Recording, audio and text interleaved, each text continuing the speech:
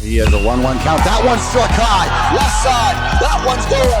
That's out of here off the wall. You have to be kidding me.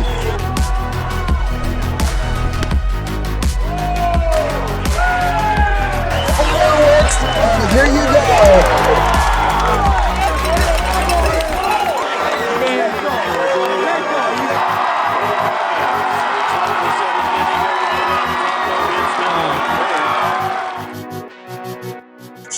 Welcome in, everybody. Class 2A rankings are on the horizon. We've got a ton of movement this week in Class 2A from what I'm seeing.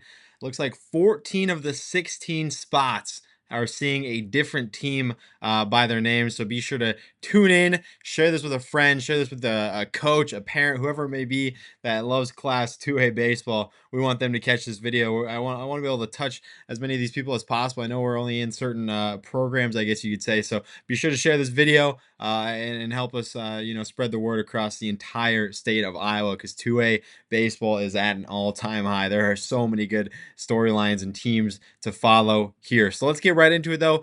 16 through 11. All other classes only got 15, but our Class 2A ranker just loves you guys so much. He throws a bonus team in there. It's been Unity Christian the last 2 weeks, Andrew. So we'll see how it fares this week as we reveal 16 through 11, and it's Pleasantville. A team in Pleasantville, I really liked watching them, Andrew. I think we all know that they have the talent, but right now the wind's just the ball's not balanced their way. I don't know if it's a team you're not really worried about, but at this point you got to drop them, so they're going to take that 16 spot. But a team that I really liked, they had a good week last week. They had a good week 2 weeks ago, and this is their second straight week, I believe, rising in our rankings, and it's Anamosa and the Blue Raiders. 5-0 last week, wins over West Liberty, Colonesco, Comanche, Lisbon. It's a team I was really, really high on preseason. I had them really high in my preseason pitching staff, and rightfully so. This team has a 2.11 ERA already. Vince Deers, Jack Stelnaw, Jackson Waters, all throwing 19 innings for them already. They got their big three that they're kind of showing their hand in. Stelnaw's been brilliant, 19 innings, 34 Ks, and a 1.42 ERA. He's kind of leading the way at the front of that, and they're even hitting 309 as a team. So Anamosa, a team I really like, and it looks like this week, if I can pull it up, what they got this week, looks like Central DeWitt, a good test for them. Doubleheader with Northeast, who's been scrappy and has taken some good teams out already, and then Clinton and Benton. So should be a fun week for Anamosa, and we'll see if they can make it 3 straight weeks rising in our Class 2A poll. Andrew, who's kind of sticking out to you here? The very team that was 16 for 2 straight weeks, that's Unity Christian. I love the fact that they're bumping up here. I love that our ranker did that, man. And this is the very team that took down Remsen St. Mary's, the only team to bring them over 5 runs, and that was something huge. They've had wins over Galen Catholic, Central Lyon, a big win over Okoboji, and then they've got what's coming up: Western Christian, Remsen St. Mary's, Spencer at MOC Floyd Valley. So you're not getting any relief here. So this is now a program ready to vault, and it can do pretty much go anywhere it really wants to. And again, this is a team that we've seen constantly make some big waves, big moves, and I mean, as I pull up my stats here. Again, they've been a very strong team. Again, I've been perennially one of those teams that just sticks around. They're a really solid pitching team. They've got a lot working for them here. And again, I love the fact that, yes, some things may not be flashy for them, but good heavens, do they make it work. I mean, Braden Bosma, the junior leading this squad, already with 23 hits and one of the first to hit the 35 total bases on the year.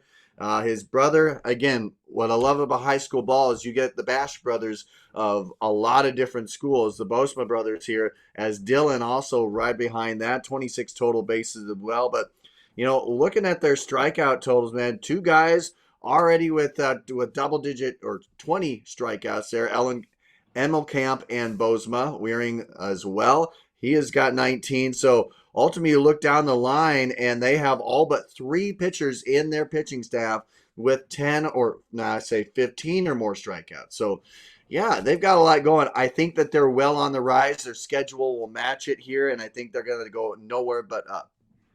Absolutely. Well, rounding out 16 through 11 here, we have OABCAG 3-1 last week. They drop a few spots. New Hampton and the Chickasaws, they had a 11-game win streak going for them. The snap by Jessup, a Jessup team that I really like in Class 2A. Not quite in our pool yet, but definitely on that outside looking in. You could say New Hampton a good week though, 3-1 as they rise a spot. And then Mid Prairie, 2-2 last week. They'll fall outside of the top 10. Well, Andrew, Mid Prairie falling out of the top 10 means we've got room inside the top 10 for a new team. And we Yep. do have one new team, and it is none other than Sumner Fredericksburg. Andrew, you've really liked what the Cougars have been doing as of late. Yeah, I mean, you talked about New Hampton. They're kind of a direct comparison with New Hampton's loss to Jessup. The Cougars had a 12-4 win over the Jayhawks, as we mentioned. Again, Jamison Edwards, 8 Ks in that game. Ultimately, what they do this week, 6-0. And they have the number 2 batting average in the class here. And then, man, you go through their top 10 in total bases here, top 10 in on-base percentage, and they're one of the teams that just doesn't strike out a ton in the grand scheme. 5th overall and with fewest strikeouts. So this is a team out of the North Iowa Cedar East that I think is gonna run the gambit. If they really haven't already, I think they get the chance to do that here as we go through. And as I mentioned, the schedule just keeps going. I mean, ever since they've lost in their season opener against Don Bosco, they've rattled off 12 straight wins. So they've been on an absolute tear, and over half of their games have come with 10 runs or more scored. It's been fun. And again, they've had a good battle with Jessup, and they got a doubleheader coming on up with that. Wapsie Valley, a big test for them right out of the gates here in this next week. That's going to be a calendar circling one if you haven't already. Dyke New Hartford as well. And so, man, their schedule is kind of looking like it's almost wrapping up, and it's kind of fun. It's kind of crazy to think about that we're already through like a month of baseball. I don't want to think about that, Andrew. I want baseball season to last as long as possible. But no, I got a team in my own right that we really haven't talked about at all, Andrew, and it's Osage in the Green Devils. How about two Right? single runs scoring on Osage in the last 7 games? That's Yeah. a pretty good mark, I'd say. Their one loss is to St. Ansgar, and we know what St. Ansgar is like in the Class 1A field. And other than that, they've just been dominating everybody. And then they've got a good schedule coming up. They've got Newman Catholic on Monday, Central Springs, and they got a rematch with St. Ansgar this week. So Osage has been extremely dominant, especially on the hill. Yep. I'll tell you this: they would lead Class 2A in ERA, but they don't meet the minimum innings, which I think is a little silly considering they've played a good amount of games. I mean, they've thrown 68 innings, but I guess via bound it's not enough to meet the requirement. But their staff ERA is .71, so microscopic, and that topples West Marshall, who leads it in technical innings pitch requirements. So Osage is a team I've really liked, and they continue to vault up the ranks, and it feels like it's been a slow climb, but here they are at number 9 and proving themselves as a contender. Rounding out the rest of our little 10 through 6 group here, Pella Christian, they drop 2 spots, 1 and 4 in their last games in Little Hawkeye. Little Hawkeye is a tough conference as they fall a little bit. I-35, they rise yet again, 3-0 last week. Losses to Van Meter and Des Moines Christian in their conference. The Roadrunners are 3rd there. Most of their wins have come against lower tiers, but it's a 4-3 win led by Ace Chase Dixon, and Interstate 35 has just been a team that's been racking up the wins, and they're another team that's slowly vaulting themselves up our poll, and they sit at number 7. And then West Marshall at number 6, they rise up a spot, and similar to Osage, minimal runs scored in their last 7 games. I said they lead Class 2A in team ERA. They were 5-0 last week. I really like watching West Marshall in person, and they're proving why they are a contender in Class 2A. So hopping into our top 5, where we've got the same 5 teams, but we do have movement inside our top 5. Not with Des Moines Christian, though. They will hang on to this spot. 3-1 last week. Andrew, you saw them in that 1-run loss to Van Meter. I know it was a loss for the Lions, but still tons Yep. to like here. Oh yeah, and hey, talk about that guy behind the dish, Ty Andrews. He's a guy that can easily change the outcome of a game. I watched him blast a home run in that game against Van Meter, and again off of Cole Moore, who had double-digit strikeouts in that game for the Bulldogs. So this guy has what it takes, man, and they kind of wait in the wings. They have some really good Isham and company youngsters here. Again, he's a freshman, but they have a lot of young guys that are going to step up late in games or when they need them on a weekend tournament. So there's a lot of depth that will come into place here for this team, and they've got some experience here. I like them, and again, they went 3-1 on the day, and again, that one loss to Van Meter was all that she wrote in the loss column. So they've earned another top 5 spot this week.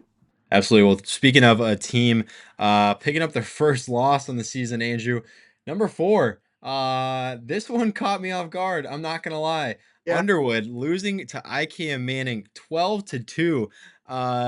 It could be just one of those freak things, but as far as what's gone down in maybe the entire state of Iowa as far as baseball Yeah. goes, that might be the biggest upset we've seen is IKM Manning and the Wolves toppling Underwood. I mean, no reason to panic by any means because it is just one game. But still, I mean, it shows every team's human, and that's what makes baseball fun in the state of Iowa.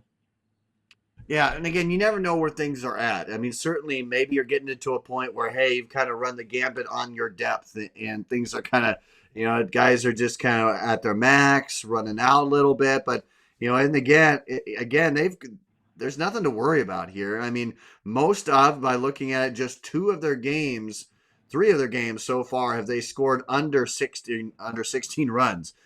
So they've come out absolute firing, and again, most of the time it's been the wins there. So the t-shirt jerseys will continue to move on strong. They will rock it again. Yeah, IKM Manning, again, you never know where things are at. One hit can turn into things, and just like what happened with Bishop Heeland as they took on Remsen, a lot of atom balls, as we like to say, broadcasting, just a lot of there was a lot of that in that game, just a lot of things where little here and there movement may have changed and made a different outcome. But yeah, a little shocker there, but certainly we put this into you do not need to worry about them category.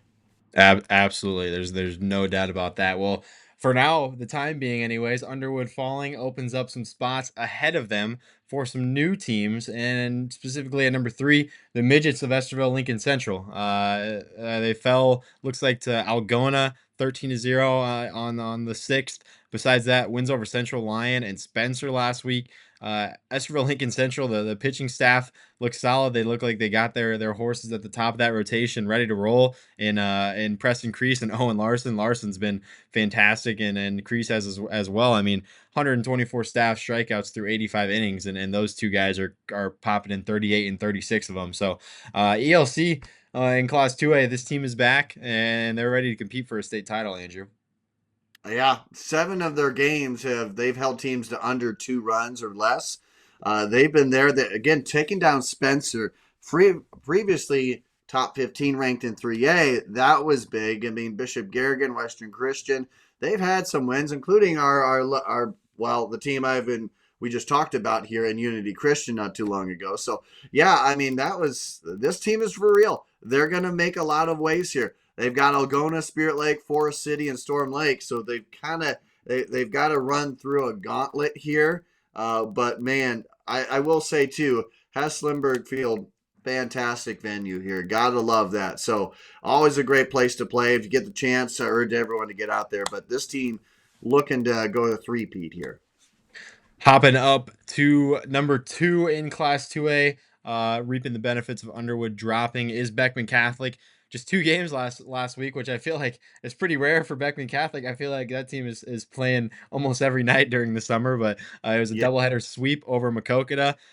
Not too much to analyze here, Andrew. Obviously, they had wins over Des Moines Christian and Grandview Christian that kind of vaulted them up in the first place. But I mean, Beckman Catholic, you know what you're getting, and then even when you know what you're getting, it's really hard to beat this team. Yeah, they're just experienced. Coach Mabe has had this team working just as well as before him, right? I mean, following up a really legendary head coach is hard to do. And, they come into another conference and they act as though nothing's changed. And that's the sign of a healthy program. So you got to give credit to what's been built in the past here because that just keeps on rolling right through. But Coach Mabe has done more than keep this team on the tracks. He's kept them going very strong, and they're going to keep doing that.